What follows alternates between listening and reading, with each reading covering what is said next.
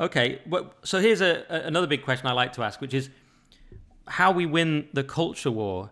I mean, and also maybe as a side question on that is where reform actually stands on some of the moral issues. Because I've talked about Christianity on this podcast, for example, with Winston Marshall, and I don't know. Like one of the big problems we have is, in my opinion, the decline of Christianity, the decline of the family, and so on. Though when I hear reform talk, they sound perhaps a little bit more like materialist Thatcherites.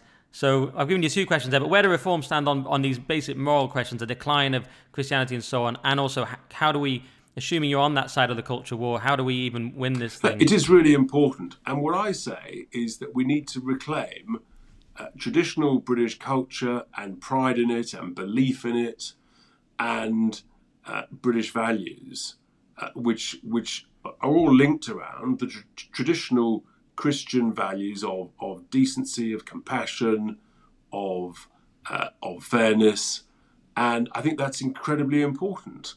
I mean, having said that, I'm a Christian. I wear it relatively lightly, but we don't really do in the UK religion in politics, not like in some other countries. But I think that the reality is, whatever faith one is or of no faith, I think should have no bearing on how you think a country should be run from a sort of a governance point of view, from the quality of your public services and all of this. What it has a bearing on is just that sense of what's your history, what's your heritage, what are your beliefs.